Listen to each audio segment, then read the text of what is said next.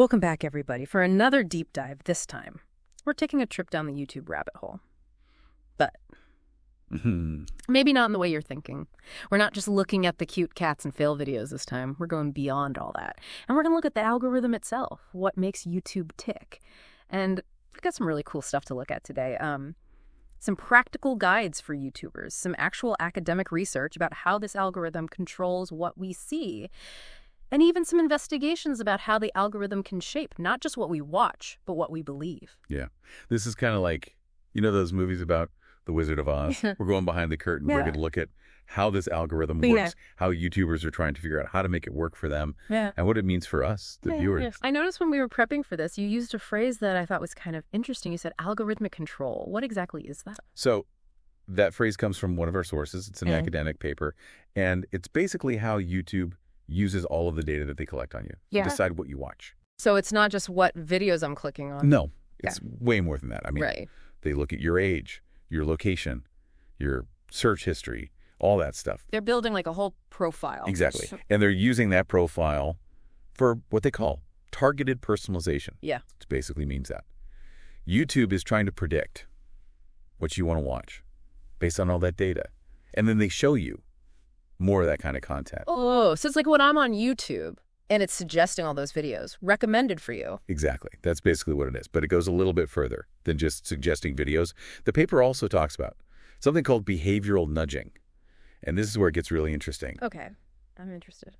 Have you ever been, looking at something online like you're going to buy something, maybe a new phone, and then all of a sudden YouTube is showing you ads for that exact phone, or maybe reviews from people raving about how great that phone is. Oh, yeah, definitely. Is behavioral nudging in action. YouTube is using all the data they have about you to try to subtly influence what decisions you make. Wow. It really makes you think how much free will we actually have when we're online. Yeah, it's a good question. This kind of highlights how powerful these algorithms really are. So, I'm curious how the people who make the videos, the creators, how they deal with this. Yeah. The creators are basically on the front lines of this algorithm battle. They're constantly trying to figure out how to get their videos seen. Yeah, it can't be easy. No, it's definitely a challenge. They use all kinds of tools, like YouTube Studio Analytics, which gives them some information about how their videos are doing. Yeah. But a lot of them actually go to like creator schools where they hire coaches who tell them that they've figured out the secret formula. That's like a whole other job. Yeah. Just to figure out how to use YouTube. Pretty much. And then on top of that, they had this constant tension between wanting to make really great content and trying to optimize that content for the algorithm. Right, because the algorithm wants certain things. Exactly. It wants videos that get lots of clicks. Yeah. And videos that keep people watching. So, does that mean that creators feel pressure to make like clickbaity videos? Yeah. One of the creators in that academic paper said that. Basically, YouTube gives them just enough data to figure out how to improve their content, but not enough data to really understand how the algorithm works. They're constantly guessing. Yeah. They're basically trying to hit a moving target. That sounds really frustrating. It is. And then there's also the issue of censorship and demonetization. Right. YouTube has all those rules about what kind of content you can post. Exactly. They can remove your video or they can prevent you from making money if you break the rules. Those rules change, It makes it even harder for creators to figure out what they can and can't do. The paper actually gives an example of one creator who was making videos about a certain topic. And then all of a sudden, YouTube said, nope, you can't make money from these videos anymore. Wow. So it's like you're building a business, but you don't know if the rules are going to change. Yeah. It's a tough situation. So we've talked about the algorithm and how it affects creators. But what about the viewers? Like me, how does this affect what I see and what I believe? Is where the idea of the filter bubble comes in. Okay. What's that? Basically. It's the idea that because the algorithm wants to show you stuff you're going to like, it can actually trap you in this little bubble where you only see things that reinforce your existing beliefs. It's like I'm only getting one side of the story. Kinda, and do. Kinda. This can actually have a big impact on how we understand the world. Yeah. We have another source today. It's a paper. It specifically talks about how the YouTube algorithm can lead people down what they call the alt-right rabbit hole. Oh, wow. Okay. Tell me more about that. So this paper uses the example of a researcher named Zeynep Tufekci. She started out watching videos on YouTube about Donald Trump rallies, just out of curiosity. I've definitely gone down some YouTube rabbit holes, but usually not about politics. What happened with her? These algorithms started recommending her more and more extreme videos, even though that wasn't what she was looking for. It just kept feeding her stuff that kind of matched what she'd already watched. And it gradually pushed her towards more and more extreme views. So even though she wasn't looking for those videos, the algorithm was still showing them to her. Exactly. And this is important because it shows that even though the algorithm itself isn't necessarily biased, the fact that it focuses on engagement could have these unintended consequences. It's not like it's trying to radicalize people. It's just trying to get them to keep watching. Yeah. But that can lead to people being exposed to these really narrow viewpoints. That can be harmful. Yeah. It's like being stuck in this bubble where everyone agrees with you all the time. Right. The paper, actually, compares YouTube to a library. In a library, you have access to all kinds of information, and it's curated to try to give you a balanced perspective. But on YouTube, what you see is mostly determined by the algorithm, which is just trying to keep you engaged. The big question then is, how do we break out of this filter bubble? Is there a way to use YouTube more mindfully? That is what we're going to look at.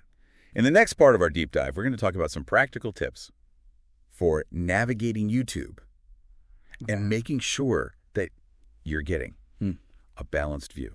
Awesome. I can't wait to hear more about that. This is really making me think about how I use YouTube. I know. It's crazy, right? When you start to really understand how these algorithms work, it changes everything. But it's a good thing. The more we understand it, the better we can use it and not be manipulated by it.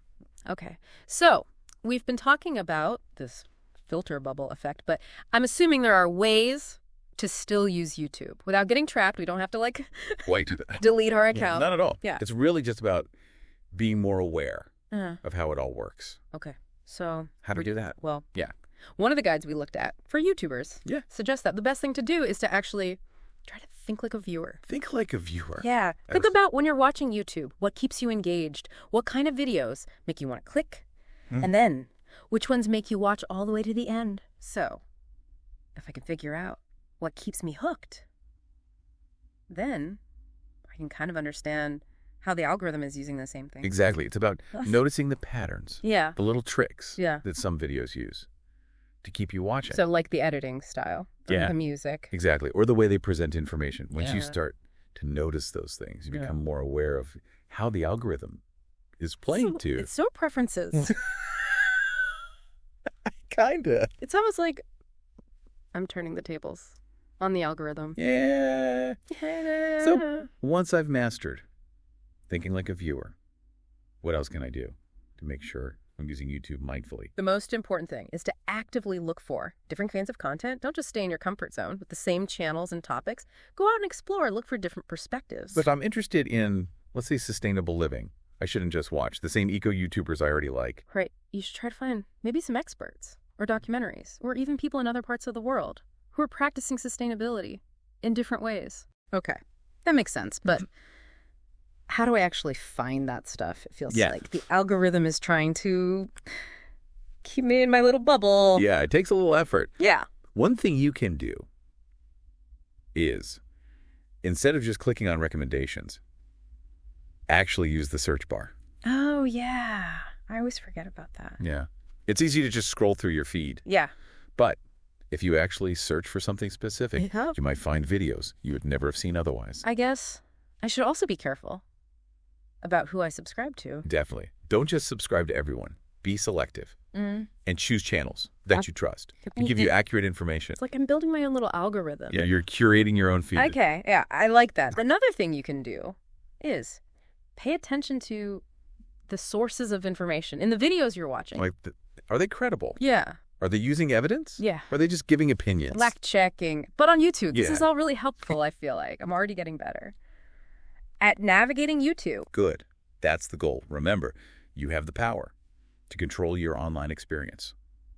So, we've talked about being mindful viewers, but what about the creators? What can they do? Yeah, it's important to remember that they're in this too. They're trying to figure out how to make this algorithm work for them. It's like they have to play the algorithm's game. Kinda. But they can do it on their own terms. one of the guides we looked at said that the most important thing for creators is to focus on making high-quality content that people actually want to watch. Okay, so no clickbait. Right. Focus on what you're passionate about. Yeah. And what you're good at.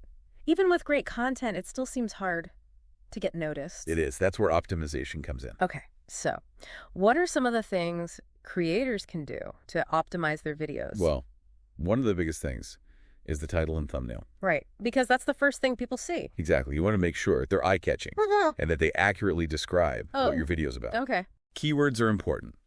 You want to use relevant keywords in your video description and tags. So, if my video is about baking a vegan chocolate cake, I should use keywords like vegan, chocolate cake, baking. Exactly. You Think know? about what people would actually search for. Okay, so titles, keywords. What else? Engagement. Encourage people to like and comment. Respond to comments. Build a community around your channel. So, it's not just about views. No, it's about building an audience. Okay. And don't forget to promote your videos on other platforms, like Twitter and Facebook. That's like creators have to be marketers too. Kinda. But the good news is there are tons of resources out there to help them. Even though this algorithm seems really complicated, it's not impossible to figure it out. Not at all. Cool. So we've talked about how the algorithm works, how to use it mindfully. But there's one more thing I want to talk about. What does all this mean in the bigger picture? Yeah, that's a really important question. What are the implications of this algorithm? For society, that is what we're going to dive into in the last part of our deep dive. Awesome. I can't wait. Okay, so we've talked about how the algorithm works and how it can affect us, but I want to go a little deeper and talk about the bigger picture. Like, what does this algorithm mean for society as a whole? Yeah, it's a really important question. And it's something that a lot of people are thinking about right now. We talked about the filter bubble and how it affects individuals. But that same effect happening to everyone, it can have some pretty big consequences. Yeah. Like what?